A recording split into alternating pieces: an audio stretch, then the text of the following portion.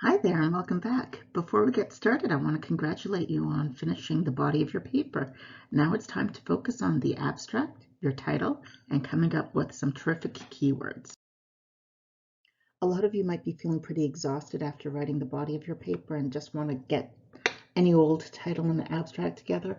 But before you just slap anything together, I really want to emphasize the importance of your title and abstract. They serve two key functions.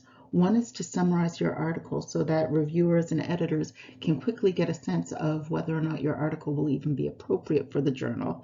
But the second is for future readers. You want to attract readers to your research. So in a sense, the title and abstract serve as a way of marketing your study, helping people know what to find. Think of it kind of like creating great titles and trailers to draw people to see a movie. And in this case, it's to draw them to your research. So now that you know how important it is to have a great title and abstract that help researchers and readers discover your study, you want to start by generating some keywords. So the keywords are words or phrases that describe the different niches that your study would be relevant to. And the keywords are particularly important for database search engines. So if you want your study to be discoverable by Google Scholar or PsycInfo or ERIC, you want to come up with keywords that effectively describe your study. So let's look at how you can actually generate your keywords. The first step is just by skimming your manuscript. Any terms that come up frequently within your manuscript, especially within your research question or your identification of the research gap or your conclusions, those terms are going to be highly relevant for your study and have the potential to be fantastic keywords. But you don't want to stop there. There were some articles that were especially relevant and helpful that you cited frequently within your study. So take a look at the keywords that those articles had used and add them to your list of keywords. The next step, the third step, is now that you've generated a set, take a step back and think about the reader's perspective.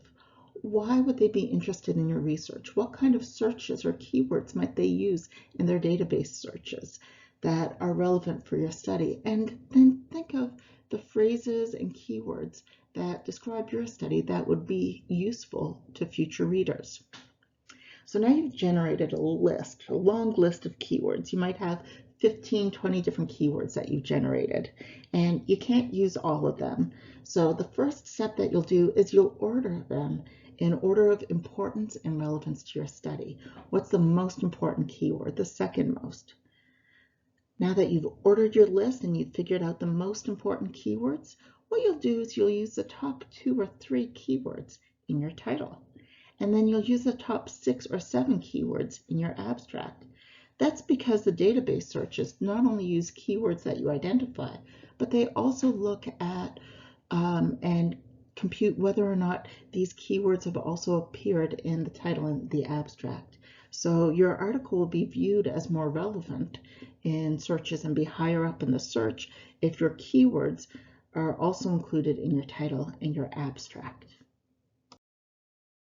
Terrific. You've got your keywords. Now let's get started with your title. Keep in mind that a strong title conveys your main point in about 10 to 15 words. So it can be a little overwhelming to think of how am I going to convey this entire study in about 10, 15 words. Let's take a look at this strategy. The first step is to combine your top 3 keywords, your research question, one sentence summary of your research gap, a one sentence summary of your methods, and a one sentence summary of your main finding. And now you'll have this super long sentence that will be your starting point for your title. The next step is to delete any words that don't change that sentence's meaning. You'll still be left with a very long sentence that's too long to use as a title, so you'll go back and you'll delete any words that distract from your study's main point. Keep in mind that you want to convey the main point of your study in your title. This will involve a lot of deletion, and then what you'll do is you'll reorganize the words to highlight the main findings. So once you're able to delete all the unnecessary language out to about 10-15 words, you're going to want to reorganize it to highlight your main finding. Now, a lot of people don't like the strategy of generating a lot of text and then deleting down to your goal. So here's another strategy that you might use. And once again, keep in mind that you want to communicate your main point in about 10 to 15 words. So you can write a title that uses the structure of a main title followed by a subtitle. So the main title is meant to be very short and draw your attention to the most important topic, keyword, or research niche. The subtitle would be more like the newspaper headline, and it will tell your main finding and it will hint at your research question. So instead of starting really big and editing down, you might think of using a strategy like main title, subtitle, or you could use this strategy in combination with that first strategy to help identify the main title and then the subtitle. Now we come to the abstract, and before we look at actually writing the abstract, let's think of the three key purposes of the abstract. The first is to provide a clear summary of your article, but in this summary, you don't want to just summarize it. You want to show its importance and relevance to readers, reviewers, and editors. The second is that the abstracts are also included in search engine results.